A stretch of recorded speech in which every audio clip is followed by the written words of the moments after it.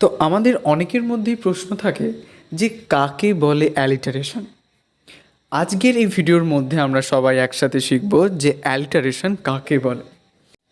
Alliteration হচ্ছে এমন একটা লিটারেরি ডিভাইস যেটার মধ্য দিয়ে আমরা যখন কোনো বাক্যে কোনো বলতে পারো যে কনসোনেন্ট সাউন্ড বা কোনো লেটারকে যখন বারবার রিপিট হতে আমরা দেখে থাকি কোনো একটা পার্টিকুলার সেন্টেন্সে, এটার মধ্য দিয়ে কী করা হয় যাতে করে প্রত্যেকটা বলতে পারো সেই ওই পার্টিকুলার লাইনটার যে রিদিম, যে ছন্দ, সেটাকে একটু এনহ্যান্স করা যায়।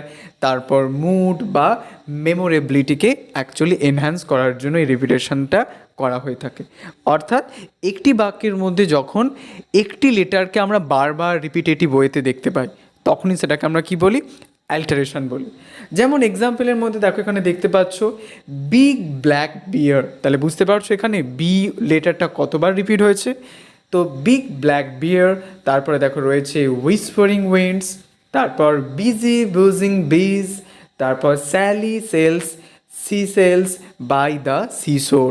তো এইভাবে অ্যাকচুয়ালি অ্যাল্টারেশন ব্যবহার করা হয়। এবং তোমাদের যদি অসুবিধা থাকে অ্যাল্টারেশন নিয়ে পরবর্তীকালে কোনো এক্সাম্পল, অবশ্যই আমাকে কমেন্ট সেকশানে জানাতে পারো।